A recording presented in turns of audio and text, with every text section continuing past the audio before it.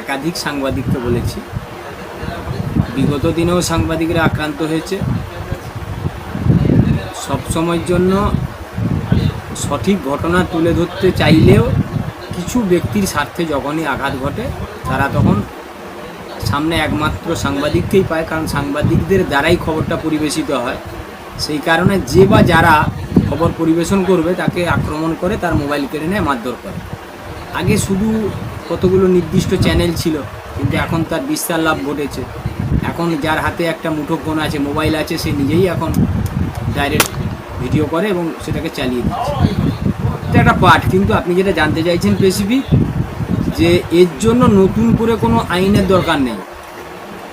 আপনাকে নিগ্রহ করেছে, আপনি আগে অভিযোগটা করুন যে আমি এই খবর পরিবেশন করতে গেছিলাম, আমাকে এই ব্যক্তি আমাকে অমুক জায়গায় আমাকে মারধর করেছে, ফোন কেড়ে নিয়েছে, ভাঙচুর করেছে, এই কমপ্লেনটা করুন। এর জন্য নতুন করে কোনো স্পেশাল আইন রাজ্য সরকার চাইলে করতেই পারে, কিন্তু আমার মনে হয় না বিশেষ এর জন্য আইন তৈরি করা নতুন করে দরকার নেই।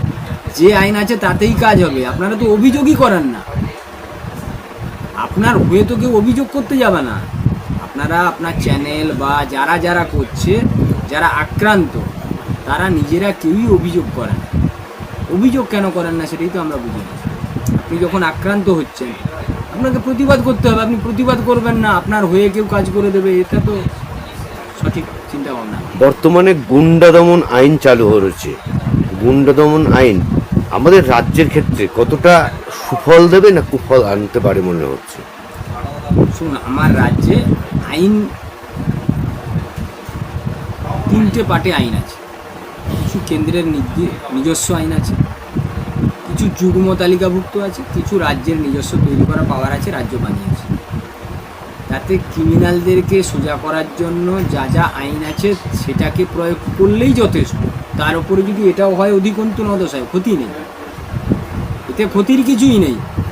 আপনি যদি অপরাধ না করেন, তাহলে আপনি যদি চুরির টাকা আপনার বাড়িতে না থাকে, তাহলে সিবিআই গেল না ইডি গেল না প্রতিবেশী গেল, তাতে আপনার কিছুই যাবে আসবে না। আপনি যদি অপরাধ করেন তখনই আপনার মাথা খারাপ হবে, সিবিআই কেন আসবে, ইডি কেন আসবে, পুলিশ কেন আসবে, ও কেন আমার বাড়ির ধারে ঘুরবে, সো নানান অভিযোগ করে। যারা সুস্থভাবে জীবনযাপন করতে চাইছে বা করছে তাদের জন্য গুন্ডা দমন কেন, আরও যা যা দমন পীড়ন যা আছে সরকার যদি আইন করে, কোনো ক্ষতি নেই, আইন আইনের মতো চলবে।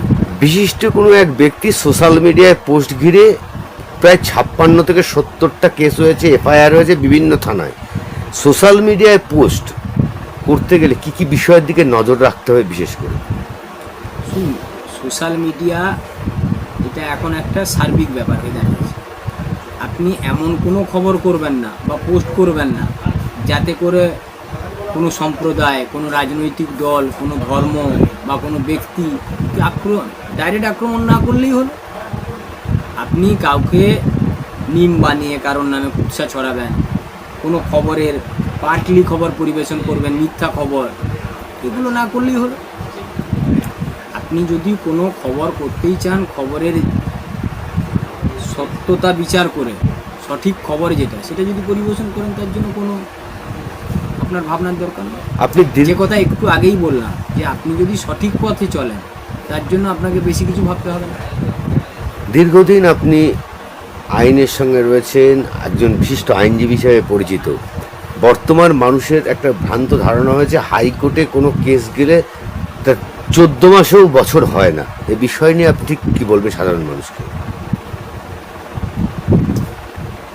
হাইকোর্টে শুধু না, সব কোর্টে আমার দেশের ভারতবর্ষের যে বিচার ব্যবস্থা, এই বিচার ব্যবস্থাতেই হচ্ছে এটা ঘাটতি। এবং যে যখনই সরকারে যায় সবাই চায় যে, যেমন আপনি এক্ষুনি বলছিলেন যে সাংবাদিকরা আক্রান্ত হচ্ছে, সাংবাদিকরা যেমন গণতন্ত্রের একটা বড় পার্ট, বিচার ব্যবস্থার একটা বৃহত্তম পার্ট।